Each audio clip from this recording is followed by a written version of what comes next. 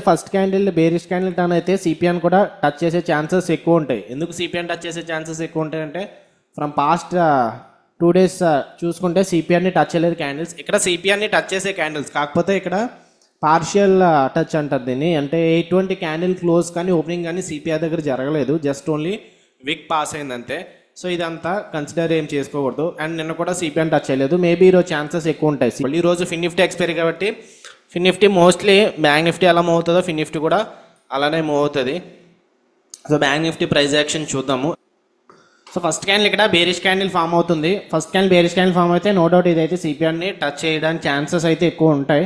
But risk reward చూసుకుందాము. Stop loss 40 points, target central period వరకు 80 points వస్తుంది. కాకపోతే క్యాండిల్ కొంచెం చిన్న క్యాండిల్ రావాలి. ఇంత పెద్ద క్యాండిల్ అయితే ఆల్మోస్ట్ సిపిఆర్ టచ్ చేసేస్తుంది కదా, అలాంటప్పుడు మనకి ఇంకా రిస్క్ రివార్డ్ ఏమున్నట్టు, రిస్క్ రివార్డ్ ఏం లేనట్టు. సో ఇక్కడ ఎంట్రీ తీసుకొని ఇక్కడ టార్గెట్ తీసుకుంటే అది స్కాల్పింగ్ అవుతుంది, not proper risk reward trade. So already సిపిఆర్ని టచ్ చేసేస్తుంది. అదే చెప్పాను కదా, ఈరోజు సిపిఆర్ని టచ్ చేయడానికి ఛాన్సెస్ ఎక్కువ ఉంటాయని. పాస్ట్ 2 days అయితే సిపిఆర్ని టచ్ చేయలేదు. సో ఈరోజు సిపిఆర్ని టచ్ చేయడానికి వస్తున్నాయి. సో సిపిఆర్ని టచ్ చేసిన తర్వాత చూద్దాం మన ప్రైస్ యాక్షన్ సిపిఆర్ నుంచి రివర్స్ అవుతుందా లేదంటే సిపిఆర్ని బ్రేక్అవుట్ చేస్తూ మార్కెట్ కిందకి వెళ్తుందా అన్నది somewhat tricky and very interesting today. Nifty కూడా ఆల్మోస్ట్ రెండు కూడా సేమ్ బేరిష్ ప్రైస్ యాక్షన్ చూస్తున్నప్పుడు first of all we can come to the conclusion that market is bearish as of now. Okay, I'm telling as of now. ఇంకా confirm ఏం కాదు. ఇక్కడ నుంచి reverse అయితే రివర్స్ అవ్వచ్చు, ఎందుకంటే బ్యాంక్ నిఫ్టీ కూడా సిపిఆర్ దగ్గరికి వస్తుంది కాబట్టి. ఇక్కడ నుంచి యూటర్న్ జరిగితే అప్పుడు మార్కెట్ కూడా పైకి వెళ్ళే ఛాన్సెస్ కూడా ఉంటాయి. వైస్ వర్సా చెప్పలేము, యాజ్ ఆఫ్ నౌ వెయిట్ చేద్దాము. సో సిపిఆర్ దగ్గర నుంచి పాజ్ అయితే తీసుకుంటుంది. ఇది ఒకవేళ బుల్లిష్ క్యాండిల్ అయితే లాంగ్ ఎంట్రీ తీసుకుందాము. 23,900 పుట్ ఆప్షన్ వాచ్ లిస్ట్లో పెట్టుకోండి. ఫిన్ నిఫ్టీ 23,900 పుట్ ఆప్షన్, కాకపోతే స్ట్రెంత్ మనకి బుల్లిష్ కనిపించాలి, అప్పుడే ఎంట్రీ తీసుకుందాం. Fin Nifty 23,900 put option. Okay guys, central period దగ్గరికి వచ్చింది కాబట్టి అంబుషి ఎంట్రీ తీసుకుంటున్నాను. సో 125 క్వాంటిటీస్ తీసుకున్నాను. 23,900 పుట్ ఆప్షన్ 40 దగ్గర. సో స్టాప్ లాస్ నేను ఇందులో మ్యాక్సిమం మనకు వచ్చే ప్రాఫిట్ ఎంత ఒక 40 points వస్తాయి. సో రిస్క్ ఎంత పెట్టుకోవాలి, అందులో హాఫ్. సో టోటల్ 40 minus 40/2 ఎంత 20 points కాబట్టి 60 పెట్టుకుంటున్నాను stop loss. 60 is the stop loss, 40 is the entry point. And Nifty కూడా ఆల్మోస్ట్ డిమాండ్ జోన్, ఈ లెవెల్లో పెద్ద డిమాండ్ జోన్ కాదు, బట్ ఈ క్యాండిల్ దగ్గర నుంచి మార్కెట్ నిన్న కొంచెం బౌన్స్ జరిగింది కదా, సో ఆ లెవెల్ దగ్గర ఉంది. బ్యాంక్ నిఫ్టీ కూడా ఎనీహౌ సెంట్రల్ పీరియడ్ దగ్గర ఉంది. అండ్ ఫిన్ నిఫ్టీ కూడా ప్రీవియస్ సెషన్ లో దగ్గర ఉంది. ఓకే, ఆల్మోస్ట్ ప్రీవియస్ సెషన్లో ఇది కూడా ఇంపార్టెంట్. ఇక్కడ నుంచి బులిష్ టైప్ ఫామ్ అవుతుంది. సో అందుకే ఎంట్రీ తీసుకున్నాం. సో చూద్దాం ఏమవుతుందో. ఓకే గైస్, ఆల్మోస్ట్ 800,000 రూపీస్ వరకు కూడా వస్తుంది. నిఫ్టీ ఇక్కడ నుంచి bullish candle and bank Nifty కూడా సిపిఐ నుంచి రివర్స్ అవుతుంది. బ్యాంక్ నిఫ్టీ అంబుష్ అంటే తీసుకున్నాను కాబట్టి ఒక పని చేస్తాను నేను, ఇది కొంచెం కైండ్ ఆఫ్ రిస్కీ ట్రేడ్ కదా. So stop loss only 10 points పెట్టుకున్నాను. 40 దగ్గర ఎంట్రీ తీసుకున్నాను కదా, స్టాప్ లాస్ 50 పెట్టుకున్నాను. 50 to 52 మధ్యలో పెట్టుకున్నాను. 50 హిట్ అయితే క్లోజ్ చేస్తాను, 1250 లాస్ వస్తుంది అంతే. ఎందుకంటే బ్యాంక్ నిఫ్టీ మనం క్యాండిల్ క్లోజ్ అవ్వకముందే తీసుకున్నాం కాబట్టి పర్వాలేదు, ఈవెన్ సిపిఆర్ కిందకు వచ్చినా సరే నో ప్రాబ్లం. సో ఈరోజు ఇందాక చెప్పాను కదా, నేను ఛాన్సెస్ ఎక్కువ ఏం చూస్తున్నానంటే ఇక్కడ కన్సోలేషన్ అయ్యి బ్రేక్అవుట్ అయితే హై ప్రాబిలిటీ అని. ఇక్కడ బ్యాంక్ నిఫ్టీ సపోర్ట్ ఇవ్వకుండా బ్రేక్అవుట్ అయితే ఛాన్సెస్ ఉన్నాయి, ఎందుకంటే మార్కెట్ కిందకి రావడానికి. And at the same time first candle చాలా గుడ్ బేరిష్ క్యాండిల్ కదా, వీళ్ళందరినీ కూడా బీట్అవుట్ చేయాలి. బీట్అవుట్ చేసే అంత స్ట్రెంత్ బయర్స్ దగ్గర ఉంటే అప్పుడు మార్కెట్ పైకి వెళ్ళొచ్చు. సో ప్రెజెంట్ అయితే 800, 900 1000 రూపీస్కి వచ్చింది. ఇందులో రిస్క్ ఓన్లీ 1250 చేస్తున్నాను ఈరోజు. ఓకే, ఎందుకంటే I'm little bit confused almost. అంటే మార్కెట్ ఎక్కడి నుంచి రివర్స్ అవుతుందా లేదంటే సిపిఐని బ్రేక్అవుట్ చేసి మార్కెట్ బేరిష్ స్ట్రెంత్ ఉంటుందా తెలియదు, అందుకని చెప్పి రిస్క్ తగ్గించుకున్నాను. Next update, profit 1500. మార్కెట్ ఎగ్జాక్ట్గా ఎక్కడి నుంచే రివర్స్ అయింది. సో స్ట్రెంత్ అయితే వస్తుంది. ఇందాక చెప్పాను కదా, ఈ మాత్రం సెల్లర్స్ని బీట్అవుట్ చేయాలంటే బయర్స్ కొంచెం అగ్రెసివ్గానే రావాలి. సో అక్కడి నుంచే అగ్రెసివ్నెస్ చూపిస్తున్నారు. అండ్ నిఫ్టీ కూడా పైకి వెళ్తుంది, బ్యాంక్ నిఫ్టీ కూడా పైకే వెళ్తుంది. ప్రెజెంట్ అయితే 1500 ప్రాఫిట్ రన్ అవుతుంది. 1600. సో 1800 ప్రాఫిట్ అయితే వచ్చింది. అండ్ ఫస్ట్ టార్గెట్ 25 ఇచ్చాం కదా, స్కాల్పర్స్ ఎవరైనా ఉంటే ఫస్ట్ టార్గెట్ దగ్గర తీసుకోవచ్చు. అండ్ మనకి రిస్క్ రివార్డ్ ఎంత ఈ ట్రేడ్లో, మన ఎంట్రీ ఇక్కడ తీసుకున్నాము. సో ఒకవేళ ప్రీమియం ప్రకారం ఒక 50 పాయింట్స్ పెట్టుకున్న 100 పాయింట్స్కి మనకి 1:2 వచ్చేస్తుంది. ఇక్కడికి వస్తే 1:2 వచ్చేస్తుంది. అలాగని చెప్పి మళ్ళీ ఇప్పుడు స్టాప్ లాస్ కాస్ట్ పెట్టుకుంటే 2 టైట్ అయిపోతుంది. సో అందుకే ఒక 1250 రిస్క్ చేద్దాం అంతే ఈరోజు, ఎక్కువ ఏమొద్దు. సో 1250 రిస్క్ చేద్దాము. అండ్ రిస్క్ 1250 కాబట్టి 1:2 2500 వస్తే మనకి ప్రాఫిట్స్ అయితే 1:2 వచ్చినట్టే. ప్రెజెంట్ అయితే 50 పెట్టుకున్నాను స్టాప్ లాస్. లేదు scalpers already first target hit అయిపోయింది కాబట్టి క్లోజ్ చేస్తా అంటే క్లోజ్ చేసుకోవచ్చు. ఓకే గైస్, 1:2కి దగ్గరగా వస్తుంది. సో ఇక్కడ నేను పొజిషన్స్ యాడ్ చేశాను, ఇంకొక 25 క్వాంటిటీస్ తీసుకున్నాను. 1:2 అయిపోయింది మార్కెట్. బట్ క్యాండిల్ కొంచెం బుల్లిష్గా వచ్చింది కాబట్టి బ్యాంక్ నిఫ్టీ కూడా టార్గెట్ అయిపోయినట్టే ఆల్మోస్ట్. ఇది టచ్ అయిపోయింది కదా, 1:2 అయితే అయిపోయింది. సో స్కాల్పర్సే కదా, రిస్క్ ట్రేడర్స్ కూడా కావాలనుకుంటే ప్రాఫిట్స్ క్లోజ్ చేసుకోవచ్చు. బట్ ఇంత పెద్ద స్ట్రెంత్ వచ్చింది కదా, సో బయర్స్ సెల్లర్స్ని ఏమన్నా డామినేట్ చేస్తారేమో అనిపిస్తుంది. కాకపోతే ఫేక్ బ్రేక్అవుట్ అవ్వకూడదు, మళ్ళీ డే హైనే అగ్రెసివ్గా ఇప్పటి నుంచే బ్రేక్అవుట్ చేయకూడదు. కొంచెం సైడ్ వేస్గా ఆ తర్వాత బ్రేక్అవుట్ చేస్తే హై ప్రాబిలిటీ ఉంటుంది. ప్రెజెంట్ అయితే 2800 అలా రన్ అవుతుంది ప్రాఫిట్ అయితే. 1:2 అయిపోయింది గైస్, క్లోజ్ చేసుకోవాలంటే క్లోజ్ చేసుకోవచ్చు. నేను కూడా కొంచెం చూస్తాను మొమెంటము. సో 3000 ప్రాఫిట్ అయితే వచ్చింది. Bank Nifty almost day high వరకు వెళ్ళింది. సో డే హై కూడా ఇంపార్టెంట్ రిజెక్షన్, ఎందుకంటే ఇక్కడ నుంచి పెద్ద ఫాల్ వచ్చింది కదా, అక్కడ నుంచి మార్కెట్ ఏమవుతుందో తెలియదు.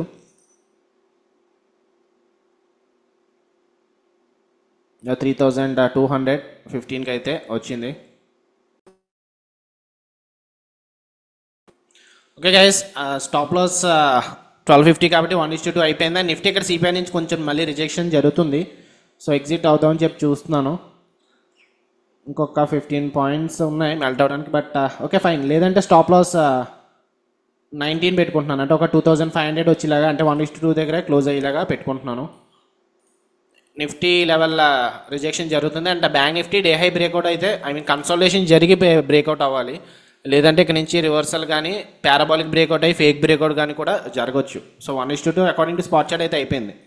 మనం ఇక్కడే కొంచెం క్వాంటిటీస్ ఎక్కువ తీసుకున్నట్టు సరిపోతుంది. బట్ ఓన్లీ 125 కొంచెం రిస్కీ కూడా కదా ట్రేడ్ ఈరోజు, ఎందుకంటే మనం ఎంబుష్ ఎంట్రీ తీసుకున్నాం. క్యాండిల్ క్లోజ్ అవ్వకముందే ఎంట్రీ తీసుకున్నాము. క్యాండిల్ క్లోజ్ అయిన తర్వాత ఎంట్రీ తీసుకుంటే మనకి స్టాప్ లాస్ మళ్ళీ పెద్దదైపోద్ది. 105 పాయింట్స్ ఉన్నాయి. సో అందుకే కొన్నిసార్లు ఎంబుష్ ఎంట్రీ తీసుకోవడం కూడా అడ్వాంటేజ్ ఉంటుంది. సో క్యాండిల్ క్లోజ్ అవ్వకముందు తీసుకోవడం వల్ల ఏంటి, మనకి స్టాప్ లాస్ జస్ట్ అంతా 10 పాయింట్స్ పెట్టుకున్నాం. 40 నుంచి ఒక 10 పాయింట్స్ పెట్టుకున్నాం అంతే. సో ఇది ఎగ్జిట్ అయిపోతాను ఇప్పుడు. ఒకవేళ 20కి కానీ నేను 19 కానీ వస్తే క్లోజ్ చేద్దామని చెప్పి చూస్తాను.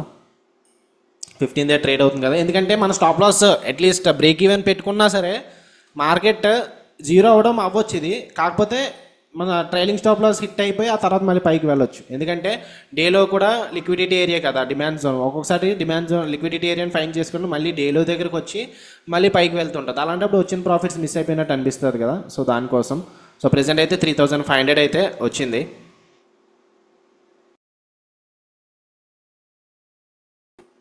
సో నిఫ్టీకి నెక్స్ట్ రెసిస్టెన్స్ ఏముంది, సప్లై జోన్ ఉంది కదా, నిన్న మార్కెట్ ఎక్కడి నుంచి క్రాష్ అయింది కదా, ఈ లెవెల్ కొంచెం ఇంపార్టెంట్. సో ఆ లెవెల్ దగ్గరికి వస్తుంది. అండ్ నిఫ్టీకి అయితే డే హై రెసిస్టెన్స్ ఉంది. అండ్ ఇది కూడా బ్రేక్ అయితే సప్లై జోన్ ఉంది. బ్యాంక్ నిఫ్టీకి ఎటువంటి రిజెక్షన్ లేదు. కాకపోతే ఫస్ట్ క్యాండిల్ హై చాలా ఇంపార్టెంట్ అని చెప్పాను కదా, సో అక్కడి నుంచే రిజెక్షన్ జరిగింది. మళ్ళీ డే హై దగ్గరికి వచ్చిన తర్వాత క్యాండిల్ అనేది బేరిష్ కింద టర్న్ అయింది. సో ఈ లెవెల్, ఈ క్యాండిల్ కిందకు వస్తే మార్కెట్ మేబీ ఛాన్సెస్ ఉండొచ్చు కిందకి రావడానికి. ప్రెజెంట్ అయితే 3900 ట్రేడ్ అవుతుంది. So stop loss already update చేసుకున్నాము. ఎంత పెట్టుకున్నాను, స్టాప్ లాస్ 20 పెట్టుకున్నాను. ఒక 2500 కానీ 2600 కానీ వస్తే క్లోజ్ చేద్దామని చెప్పి చూస్తున్నాను.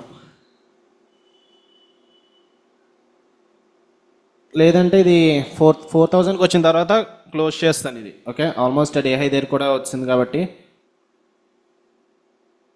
10.65 ట్రేడ్ అవుతుంది. ఇంకొక 50 పాయింట్స్. 4012, 4000కి వచ్చింది కదా, క్లోజ్ చేస్తున్నాను. ఇది కూడా క్లోజ్ చేస్తాను, హెడ్జింగ్ ఇది. Okay fine, done for the day. So 4000 is today's profit. And అవి ఏంజల్లో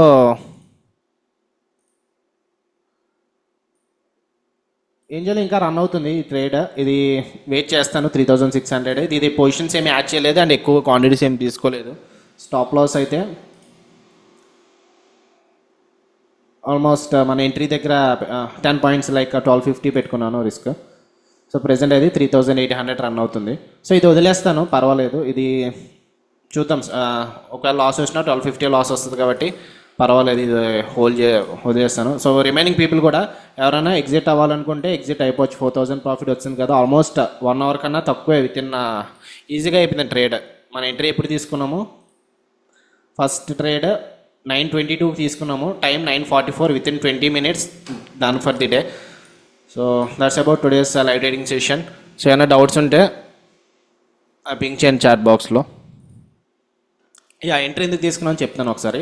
సో మార్కెట్ ఈరోజు మా అనాలిసిస్ చెప్పాను కదా, అయితే ఇక్కడ బేరిష్ క్యాండిల్ ఫామ్ అయితే ఈరోజు సిపిఆర్ని కంపల్సరీ టచ్ చేసే ఛాన్సెస్ అయితే ఉంటాయని చెప్పాను. సో సిపిఆర్ని touch, okay, not compulsory, most of the సినారియోస్లో నేను అబ్జర్వ్ చేసింది ఏంటంటే మార్కెట్ ఒక 2 days సిపిఆర్ టచ్ అవ్వకపోతే థర్డ్ డే కంపల్సరీ టచ్ అవుతుంది.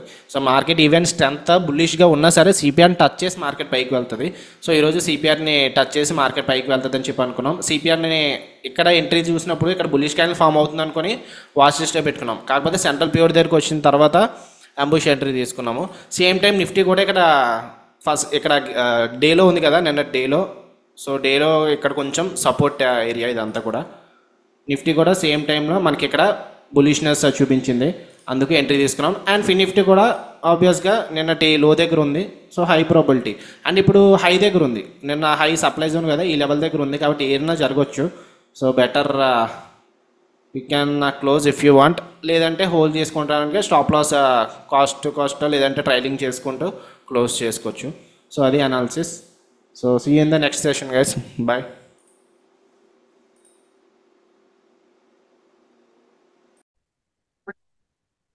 టైం 3:30 అయింది, మార్కెట్ క్లోజ్ అయిపోయింది. సో బ్యాంక్ నిఫ్టీ ఈ లెవెల్ దగ్గర రాగానే మార్కెట్ సైడ్ వేస్గా ఉంది.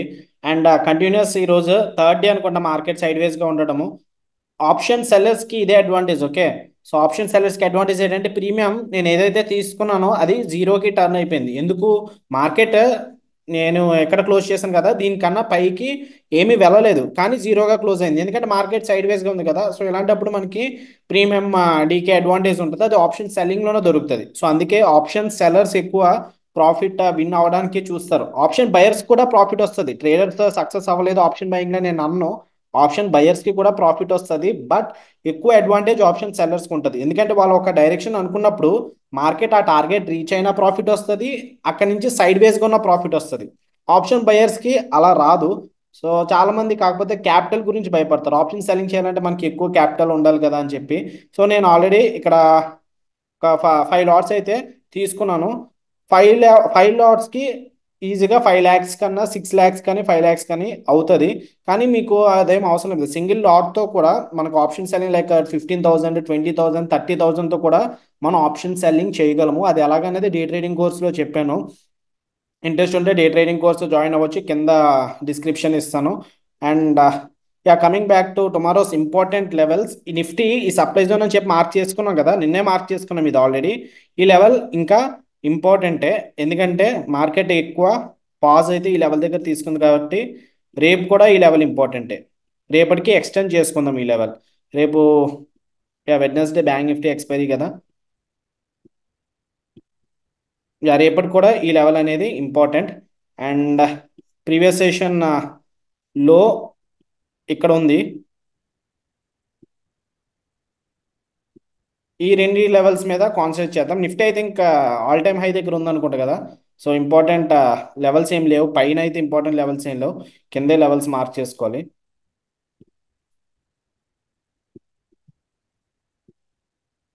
కింద వస్తే ఒకవేళ మార్కెట్ కిందికి వస్తే ఈ లెవెల్స్ దగ్గర చూసుకోండి, S1 S2 pivot and then demand zone. But రేపు సిపిఆర్ కొంచెం యావరేజ్ ఉంది కాబట్టి ఈ లెవెల్ కూడా ఇంపార్టెంట్. ఇక్కడ నుంచి అయినా ప్రైస్ యాక్షన్ ఈ సప్లై జోన్ బ్రేక్అవుట్ అయితే మార్కెట్ పైకి మూవ్ అవ్వచ్చు. బ్యాంక్ నిఫ్టీ విషయానికి వస్తే bank Nifty previous session high and then previous session low. So రేపటికి అయితే ఇంపార్టెంట్ లెవెల్స్ వచ్చేసి I'm very much interested in Nifty. Okay, rather then bank Nifty. Nifty level చాలా important. ఇక్కడ price action చూడాలి రేపు. ఒకవేళ మార్కెట్ ఫ్లాట్గా ఓపెన్ అయితే, లేదు మార్కెట్ బిగ్ గ్యాప్ డౌన్ కానీ బిగ్ గ్యాప్ అప్ కానీ ఫామ్ అయితే, అలాంటప్పుడు ఇది మళ్ళీ సపోర్ట్ కింద టర్న్ అయిపోతుంది. అది రేపు మాట్లాడుకుందాం, ఇప్పుడైతే ఏమీ చెప్పలేము. So as of no flat అయితే ఈ లెవెల్ చాలా ఇంపార్టెంట్. ఆల్మోస్ట్ 2 times కన్సల్టేషన్ జరిగింది కదా ఈ ప్లేస్ దగ్గర. ఈ లెవెల్ బ్రేక్అవుట్ అయితే మార్కెట్ పైకి వెళ్ళొచ్చు. ఓకే. సో ఇంకా ఇంపార్టెంట్ లెవెల్స్ అయితే ఏం లేవు. Only previous session high, previous session లో ఇంపార్టెంట్ అంతే. ఈవెన్ బ్యాంక్ నిఫ్టీలో అయితే రెండు కూడా ఈక్వలే. రెండు అంత ఇంపార్టెంట్ ఏం కాదు. నిఫ్టీలో previous session high important, not because of today's market scenario, because of yesterday's market scenario. ఇక్కడ బిగ్ క్రాష్ జరిగింది కదా, దానికోసం మనం మార్క్ చేసుకున్నాం అంతే. So that's about tomorrow's important levels.